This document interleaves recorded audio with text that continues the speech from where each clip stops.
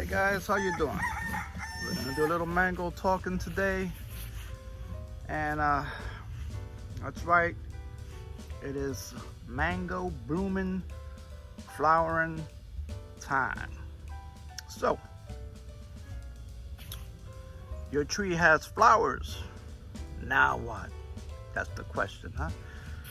Well, hopefully you have been spraying fungicide up to this point. And the fungicide applications, you want to usually do that when your flowering tips start to swell, start to green up. That's when you want to start applying the copper fungicide, which is one of the most effective fungicides on the market.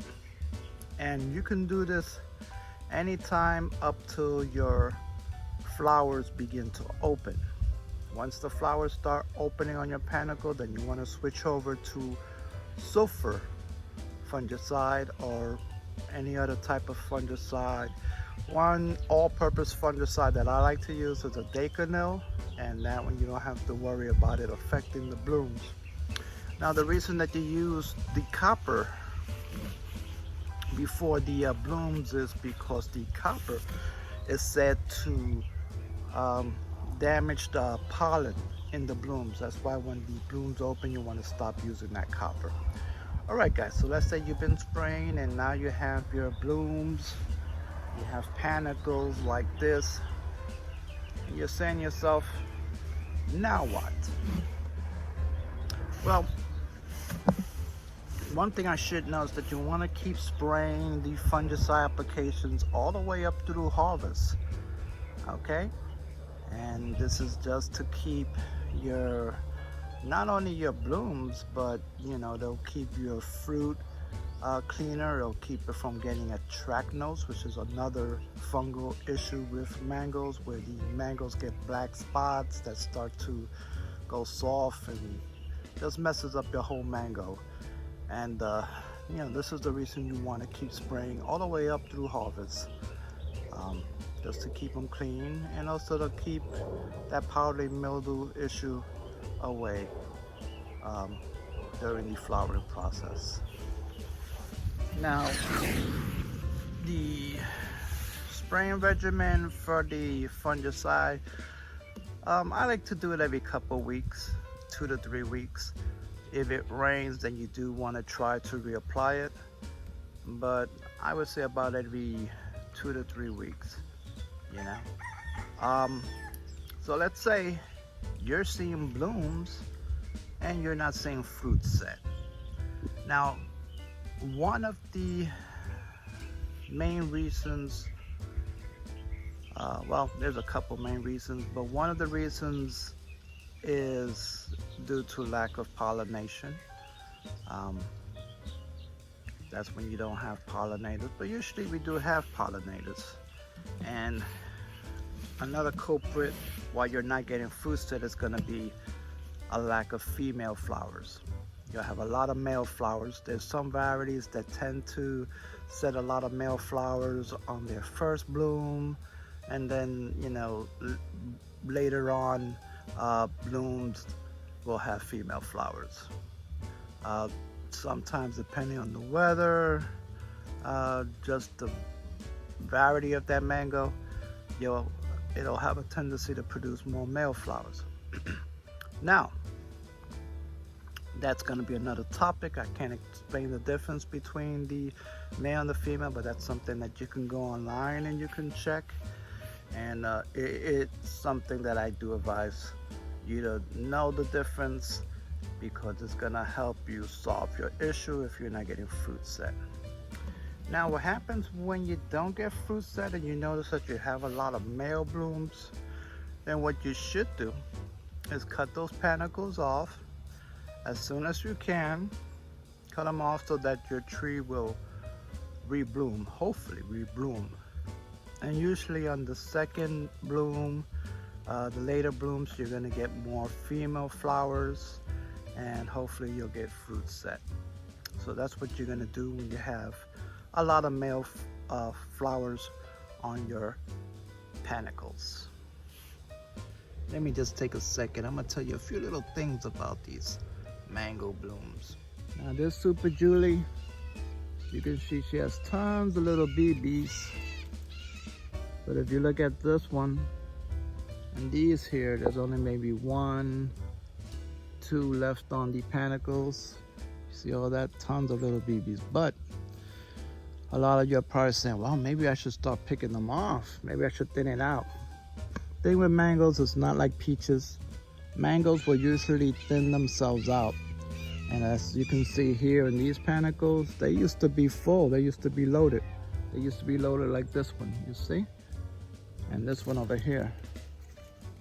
But what's left is one per panicle. And that's what you pretty much want. You want 1 or 2 maybe per panicle. You don't want too many on a panicle.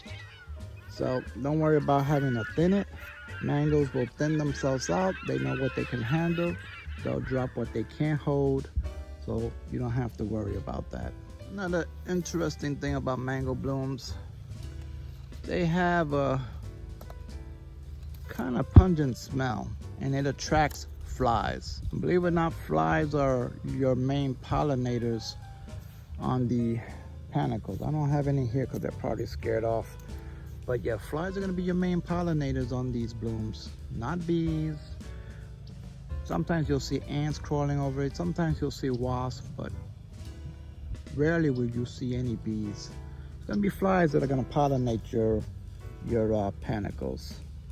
So some people, when they want to attract some more pollinators, they'll spray their tree with fish emulsion. They'll put fish or other stuff around the trees to attract pollinators. You can do that if you think that you're not seeing enough pollinators, but normally, you know, the pollinators, they come around. They'll do their job.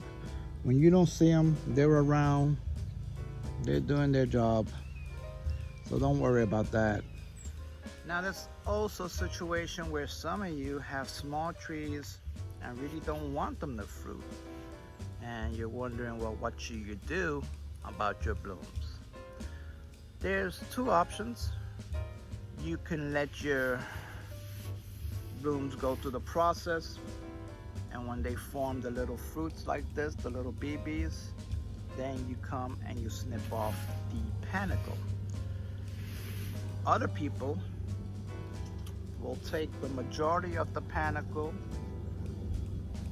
cut the majority of the panicle off, leave, you know, a little bit of the panicle, and you might get some fruit set, you might not. Most probably you won't get any fruit set off the little bit that you leave. And once those flowers kind of burn themselves out, then you tip it off. And she usually does not rebloom. Hopefully, next year or the following year, you will be letting your tree hold some fruit. But yeah, that's what you want to do if you have a small tree and you don't want it to hold any fruit. Okay, so hopefully many of you guys will have fruit set. These little guys right here, you can check.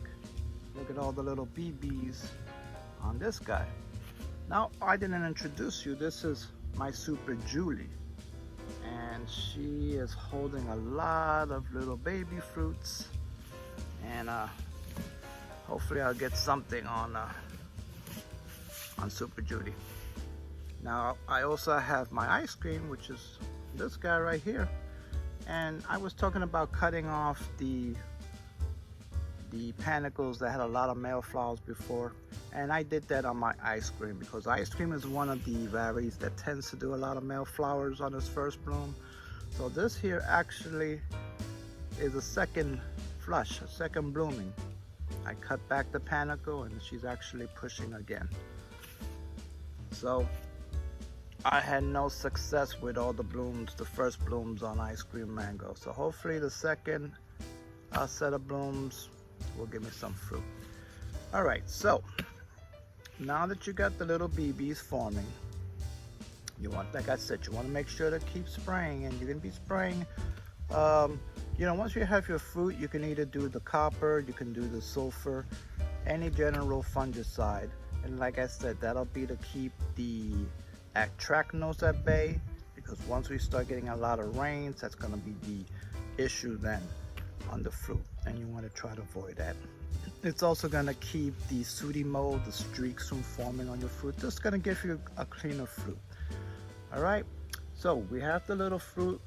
Now, once you have these fruits on your tree, you want to make sure that you're watering your tree regularly, because your trees will drop fruit due to drought stress. So you want to make sure that you're watering your trees regularly.